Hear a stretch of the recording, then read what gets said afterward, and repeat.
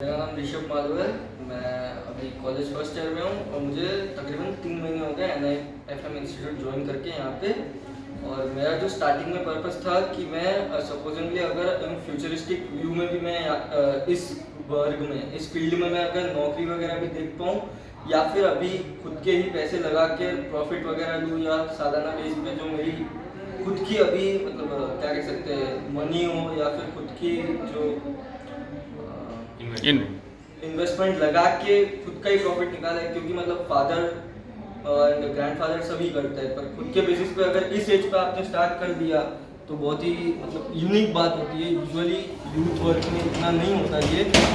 जैसे कि मेरे समय की जो यूथ है वो अभी भी college and all study and all लेके बैठे हैं। उन्होंने इस चीज़ का ये लोग फ्यूचर में सोचते हैं, अगर प्रेजेंट में ही सोच लिया होता तो कुछ और ही चीज़ होती है। जैसे कि मैं यहाँ पे व्यू लेके आया था, मैं पहले 1 साल पहले से ट्रेडिंग कर रहा था, तो वहाँ पे मुझे लॉसेस भी मिल रहे थे काफ़ी ज़्यादा और प्रॉफिट भी मिल रहा था नो डाउट। 1 साल पहले भी जब मैंने कुछ नहीं सीखा था, पर लॉसेस काफ़ी डाउन मिल रहे थे।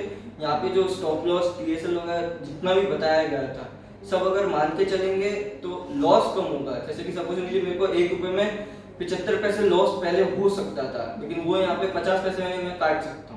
उस हिसाब से TSL स्टॉप लॉस एंड बाकी भी अदर क्राइटेरियाज है वो सब भी देखने को मिले हैं। जैसे यहाँ पे मतलब तकरीबन 6 मॉड्यूल्स है: capital, derivative, currency, commodity, fundamental.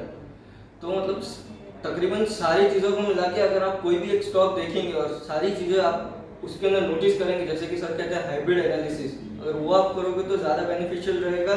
और अगर आप सिंगल ही चीज़ को लेकर जाएंगे, जैसे कि मैं कभी बैंकिंग सेक्टर में देखता ही नहीं, क्योंकि मुझे बैंकिंग सेक्टर का ऐसा लगता है कि वो सडनली डाउनफॉल भी आ सकता है, सडनली ऊपर भी जा सकता है। क्योंकि लेकिन अभी तक जितना भी मैंने देखा है, ऐसा नहीं है कि मैं करता नहीं हूँ, लेकिन मैं देखता जरूर। मैं करता नहीं हूँ बैंकिंग सेक्टर में, लेकिन देखता हूँ, क्योंकि बैंकिंग सेक्टर एक ऐसी चीज़ है जो आपको इन्वेस्टमेंट देती है और बाकी जितने भी सेक्टर्स है उसको service providing majorly banking sector ही करता है।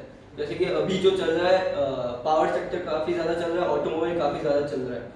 उस हिसाब से भी सारे के सारे मोस्ट ऑफ सारे स्टॉक्स जो है दोनों सेक्टर्स में सब 52 वीक हाई पे चल रहे हैं।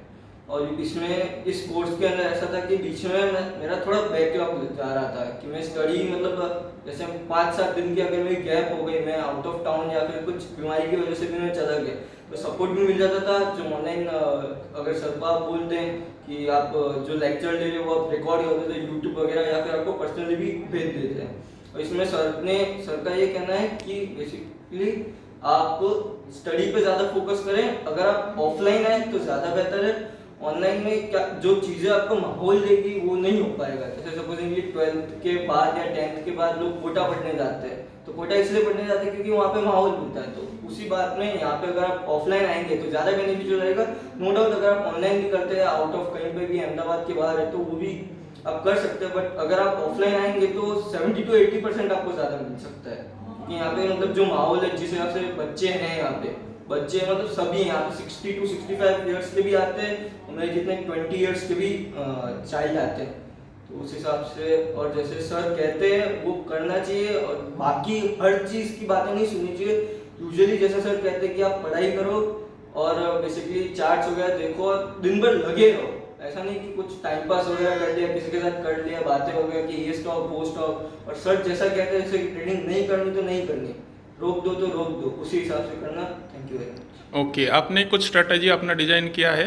जैसे कि मैं बेसिकली अभी के हिसाब से मैं Bollinger band, RSI, super trend, pivot, वीवर, मैं इन सबको देख के मैं करता हूँ, कभी भी ट्रेड करता हूँ। जब ये सब अगर मेरे को सपोर्ट करते हैं, अगर साइडवेज मार्केट है तो मैं RSI वगैरह को नहीं लेता, मैं उसकी जगह फिर हैकेनाशी में करके मैं दूसरी कैंडल स्टिक्स में देख के थोड़ा व्यू लेता हूँ।